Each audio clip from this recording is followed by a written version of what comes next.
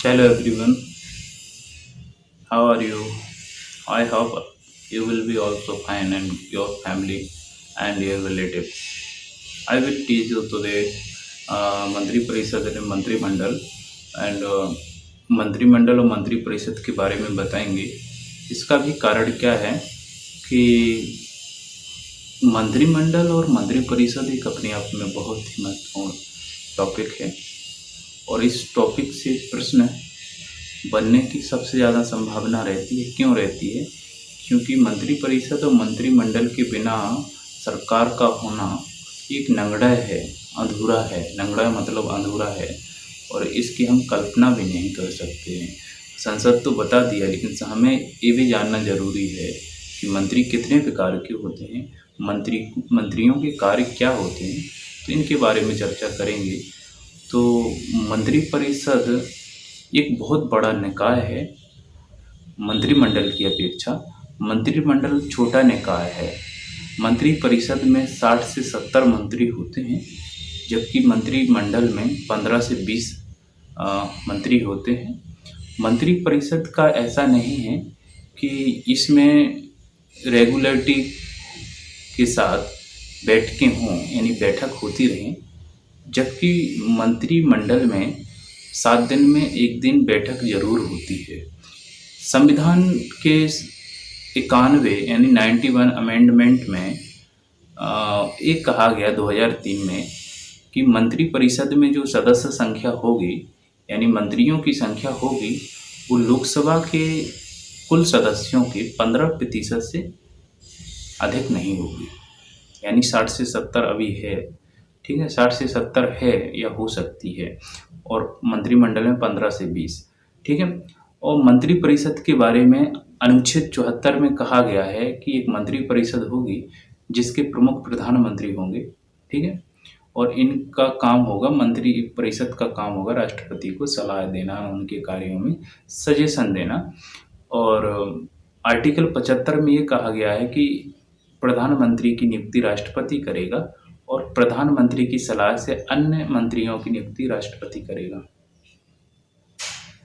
ठीक है। तो इस प्रकार से बात कही गई है मंत्रिमंडल और मंत्रिपरिषद के बारे में। और मंत्रिपरिषद की बात करें तो ये अपने आप में एक बड़ा निकाय है और यहाँ से प्रश्न बनने की बहुत ज़्यादा संभावना रहती है। मंत्रिमंडल की बात करें तो ये छोटा निकाय है, ठीक है। और मंत्रिपरिषद में अब बोले तो मंत्रियों की संख्या और मंत्री कितने प्रकार के होते हैं, ये बहुत बड़ा प्रश्न बनता है। यहाँ बहुत गौर करने की बात है कि यहाँ से प्रश्न बनेंगे, आपके कंफर्म बनेंगे। नोट्स बनाते जाइए साथ में, और छोटा पे एक बड़ा धमाका करवाने की मैं कोशिश करता हूँ, ठीक है। तो मंत्रिमंडल की बात कर, मंत्रिपरिषद की बात करें तो मंत्रिपरिषद में 3 प्रकार के मंत्री रहते हैं: कैबिनेट मंत्री, राज्य मंत्री और उप मंत्री। कैबिनेट मंत्री की बात करें तो कैबिनेट मंत्रियों के लिए केंद्र के महत्वपूर्ण मंत्रालय सौंपे जाते हैं, दिए जाते हैं, जैसे गृह मंत्रालय, रक्षा मंत्रालय, विदेश मंत्रालय इत्यादि। जबकि राज्य मंत्रियों को इन्हीं कैबिनेट मंत्रियों की एक प्रकार से हेल्पर के रूप में कार्य करना पड़ता है या किसी छोटे मोटे मंत्रालय को संभालना पड़ता है। और उप मंत्रियों की बात करें तो उप मंत्रियों को क्या करना पड़ता है कि इन कैबिनेट मंत्रियों और राज्य मंत्रियों के एक प्रकार से ये भी सहायक के रूप में कार्य करते हैं, ठीक है।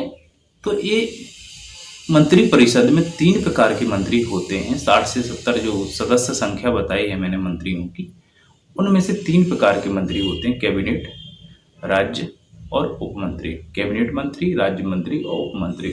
जबकि मंत्रिमंडल में, मंत्रिमंडल एक छोटा निकाय है जिसमें मंत्रियों की संख्या 15 से 20 हो सकती है या होती है।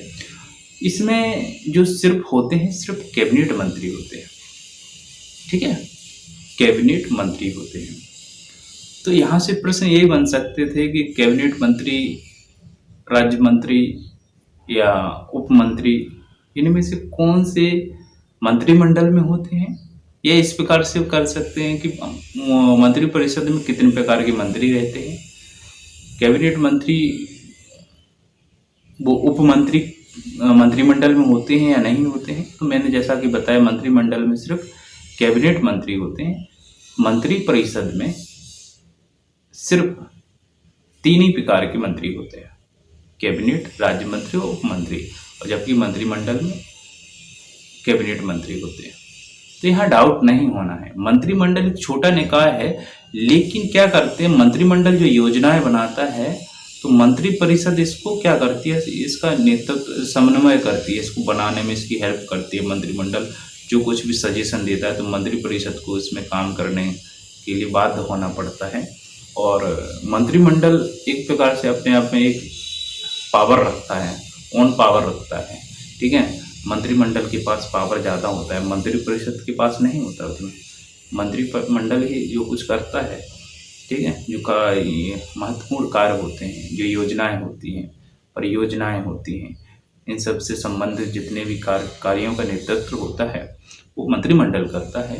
जबकि मंत्रिपरिषद एक, जैसा राष्ट्रपति और प्रधानमंत्री के बारे में बोला गया है कि जो कार्यकारी वास्तविक शक्तियां होती हैं वो प्रधानमंत्री के पास होती हैं, ना कि राष्ट्रपति के पास। ऐसा ही मंत्रिपरिषद और मंत्रिमंडल में कंपेयर कर सकते हैं कि वास्तविक जो शक्ति होती है वो मंत्रिमंडल के पास होती है, ठीक है। आज हमारा ये चैप्टर हुआ मंत्रिमंडल और मंत्रिपरिषद के बारे में। आर्टिकल 74 में मंत्रिपरिषद के बारे में बोला गया है कि मंत्रिपरिषद होगी जिसके प्रमुख प्रधानमंत्री होंगे और राष्ट्रपति के लिए काम करेंगे, उनकी सलाह के लिए काम करेंगे। और आर्टिकल 75 में प्रधानमंत्री की नियुक्ति राष्ट्रपति करेगा और प्रधानमंत्री की सलाह से अन्य मंत्रियों की नियुक्ति राष्ट्रपति करेगा। तो इस प्रकार से हमारा मंत्रिमंडल मंत्रिपरिषद हो जाता है। आशा करते हैं आपको बहुत ही अच्छे तरीके से समझ में आया होगा। क्या है कि मैं देखो 100% देता हूँ आप लोगों को टीच करने में, और जहाँ तक मेरे को ऐसा लगता है कि ये आपके लिए बहुत ही उपयोगी चैप्टर रहते हैं जो कुछ मैं बताता हूँ। और यहाँ से यदि पढ़ते जाएंगे तो यहाँ से जो भी प्रश्न बनेंगे वो बाहर नहीं जाएंगे, चाहे अर्थशास्त्र का हो, चाहे राज्य व्यवस्था का हो, चाहे ज्योग्राफी का हो। आप पीसीएस दे सकते हैं, एसआई दे सकते हैं, दिल्ली पुलिस, अभी दिल्ली पुलिस का जो स्पेशल बैच चलाने जा रहे हैं हम लोग, तो उसके लिए भी आप कर सकते। दिल्ली पुलिस में पता है आप लोगों को कितने नंबर का जीएस आने वाला है? सिलेबस देखना, 50 नंबर का, जिसका अपने आप में बहुत ही महत्वपूर्ण रोल रहेगा। और यहाँ से यदि आप 50 नंबर पूरे कर पाएंगे तो आपका सिलेक्शन कंफर्म है। नहीं तो मैं नहीं मानता हूँ कि आपका जीएस अच्छा नहीं है आप दिल्ली पुलिस में सिलेक्ट हो जाएंगे, नहीं हो पाएंगे। सच कड़वा लगता है लेकिन सच है। 50 नंबर यदि आपको डायरेक्टली गेन करना है तो उसके लिए आपको जीएस पढ़ना बहुत ज़रूरी है, और आप यहाँ से बिल्कुल फ्री ऑफ कॉस्ट उसको पढ़ सकते हैं, किसी भी प्रकार का चार्ज ना दे करके। आइए जुड़िए हमसे, और दिल्ली पुलिस हो, पीसीएस हो, जितने भी गवर्नमेंट एग्जाम है उन सभी की तैयारी कीजिए, हम आपके साथ हैं। Thank you very much.